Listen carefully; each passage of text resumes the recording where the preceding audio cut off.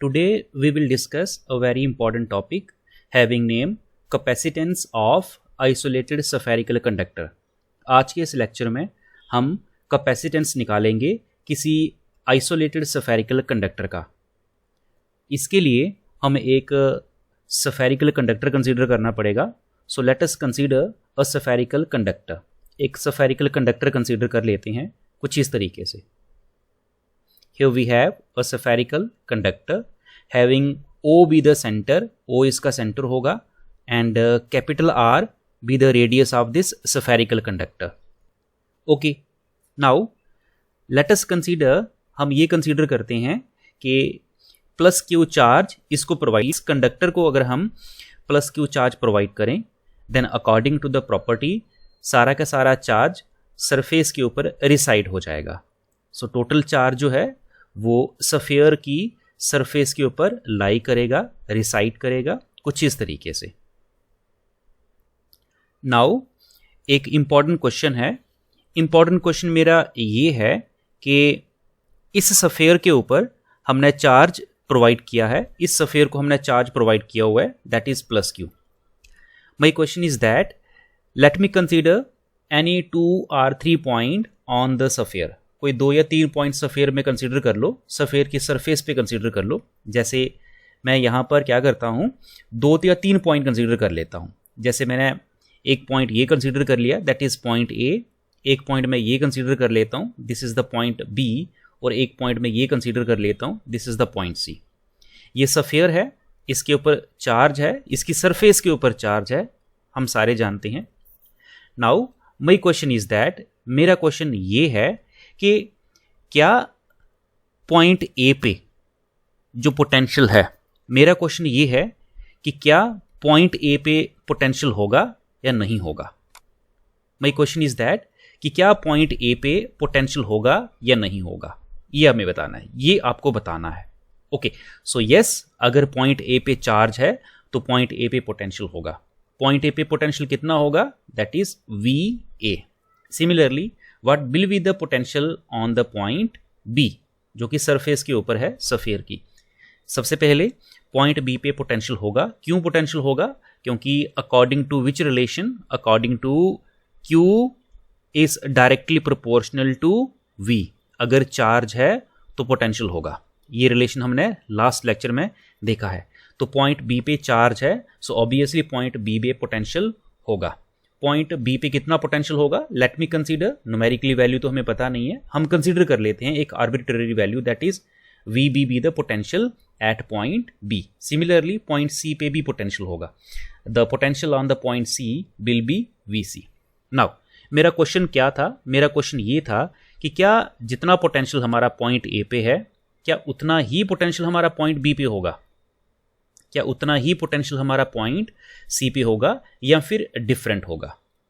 Okay, अगर आप इस डायग्राम को देखो जो ऊपर हमने रिप्रेजेंट करी है, हमारे पास एक स्फीयर है और उस स्फीयर का रेडियस जो है कैसा होगा, सेम होगा, है ना। अगर हम पॉइंट ए से स्फीयर का रेडियस लें तो जितना रेडियस पॉइंट ए का है सेंटर से, उतना ही रेडियस पॉइंट बी का होगा और उतना ही रेडियस पॉइंट सी का होगा। तो रेडियस तो सेम है, रेडियस मीन्स सेपरेशन सेम है। सो एक रिलेशन हमें पता है, रिलेशन क्या, potential is equal to 1/4 pi e naught या epsilon naught Q by R. So अगर ये रिलेशन हम इन तीनों पॉइंट पे अप्लाई करें, तीनों पॉइंट पे, पॉइंट ए बी एंड सी, तो आप ये देख रहे हो कि पॉइंट ए, पॉइंट बी और पॉइंट सी, तीनों पॉइंट की जो आर है वो क्या है, सेम है। तीनों पॉइंट की आर सेम है, तो तीनों पॉइंट का पोटेंशियल क्या होगा, तीनों पॉइंट का पोटेंशियल सेम होगा। तो हम ये कह सकते हैं कि जितना पोटेंशियल पॉइंट ए पे है उतना ही पोटेंशियल पॉइंट बी पे होगा और उतना ही पोटेंशियल पॉइंट सी पे होगा। अब एक चीज और देखिए, एक चीज और देखिए, अब ये सिचुएशन कब होती है कि पोटेंशियल हर एक पॉइंट पे कैसा हो, इक्वल हो। ये सिचुएशन कब होती है, ये सिचुएशन हमें तब देखने को मिलती है जब सेंटर में एक चार्ज रखा हो, कोई एक सेंटर है वहां पर एक चार्ज रखा हो कुछ इस तरीके से, और एक सर्कल ड्रा किया हो, एक सर्कल या सफेयर ड्रा किया हो, और सर्कल है या सफेयर है as we all know that radius बराबर रहता है उनका, और उस सफियर के किसी भी पॉइंट पे, उस सफियर के या सर्कल के किसी भी पॉइंट पे जो पोटेंशियल होगा वो इक्वल होगा। जैसे पॉइंट ए पे जितना पोटेंशियल है उतना ही बी पे होगा, उतना ही सी पे होगा, उतना ही पोटेंशियल हमारा पॉइंट डी पे होगा। तो ऐसी सिचुएशन, ऊपर वाली सिचुएशन हमें कब देखने को मिलती है? ऊपर वाली सिचुएशन हमें तब देखने को मिलती है कि मानो जैसे एक पॉइंट चार्ज सेंटर में रखा हो और आर सेपरेशन दूर एक सर्कल हो या फिर एक सफियर हो, और उस सफियर के किसी भी पॉइंट पे जो पोटेंशियल होगा वो सेम होगा। जैसे पॉइंट ए पे पोटेंशियल जितना है उतना ही बी पे होगा, उतना ही सी पे होगा, उतना ही डी पे होगा। तो ये सिचुएशन हमें कब देखने को मिलती है? जब पॉइंट चार्ज किसी सफियर या सर्कल के सेंटर में हो। The potential on each point, potential on each point on the surface of sphere, on the surface of sphere कैसा होगा? आंसर है सेम होगा। ओके, ये जो सफेयर है जिसका रेडियस कैपिटल आर है, इसकी सरफेस के किसी पॉइंट पे पोटेंशियल की वैल्यू सेम होगी। ओके, अगर सफेयर की सरफेस पे हर एक पॉइंट पे पोटेंशियल की वैल्यू सेम होगी तो हम क्या कह सकते हैं? हम ये कह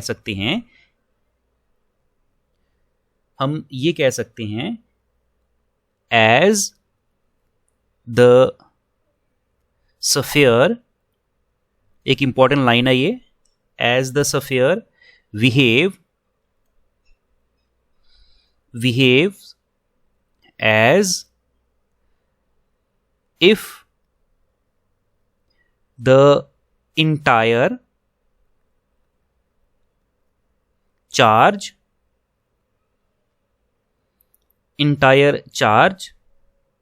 were concentrated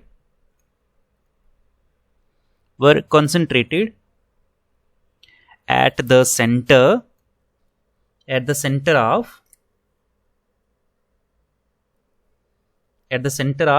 sphere।